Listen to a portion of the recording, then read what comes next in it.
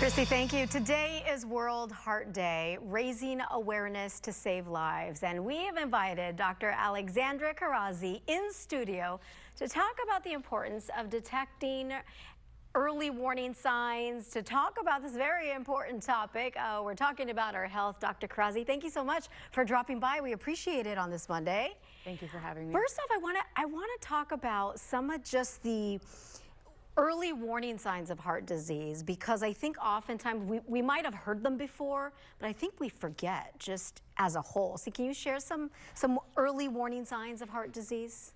Absolutely. So to preface, cardiovascular disease is still the #1 killer of men and women in the United States annually.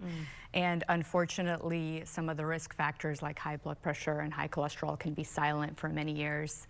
And so the spectrum of symptoms can vary, as you mentioned. So for example, it's not just always chest pain, and this is what we see portrayed often in movies and things like that. And if everyone, clutched their chest and had chest pain, then I think we would detect it a lot quicker, but that's not the case. So it can range anywhere from having no symptoms at all to just feeling unwell, having some dizziness, having neck pain, jaw pain.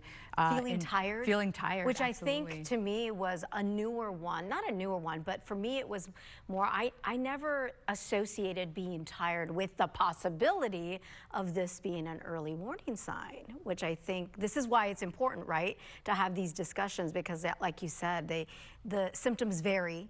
And I mean, for men, women, it's individual, but they're different. And some of them are silent, like you said. 100%, yeah. And they're more likely to actually be atypical. The symptoms are less likely to present as that classic chest pain in women.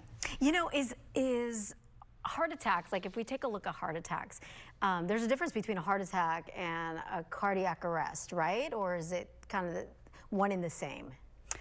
No, there's heart attack is a colloquial term, so it's a term that encompasses a variety of diagnoses once you get down to it. But to keep it simple, basically depending on the reason for the heart attack, and it can lead to cardiac arrest. Like in my line of work, if there's a blockage that's occluding one of the arteries that's going to the heart, that can lead to a heart attack where the blood supply is immediately cut off to that artery, and then that muscle starts to die off, and that needs to be fixed. Are heart attacks harder to detect in men versus women, or vice versa?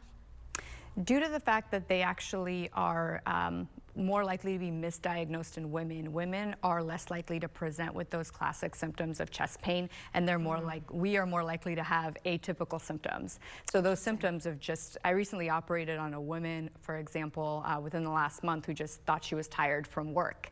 And then through a series of screening tests, she was found to have multiple blockages in the arteries going to the heart, and needed open heart surgery. So this is what we're starting to see more and more of as we're getting better at detecting heart disease. And that kind of goes into what my next question was these cardiac care and how it's changed, or should I say changing throughout the year. You're noticing this in your line of work, right?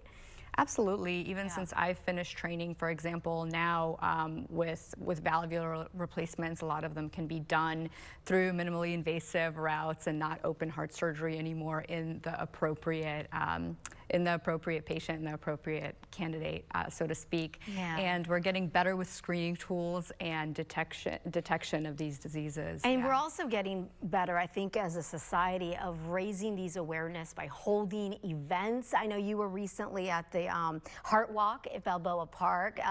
All the more reason why these events are so important for people to get involved in, right? Because you're learning, you're getting educated, you're raising awareness of, heart health, if you will, in a fun way.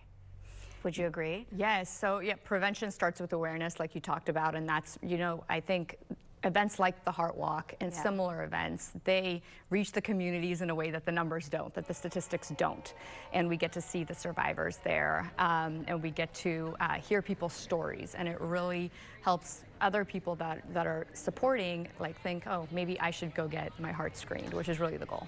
Yeah, you know what, Dr. Kharrazi, even though today is World Heart Day, this heart health should be something we should constantly talk about. We need to have you on another day as well to keep the conversation going, because I mean, I think as most doctors say, if you're not feeling right, if you think there's something going on, go see your primary care doctor, and then from there, that recommendation to go see a specialist like yourself.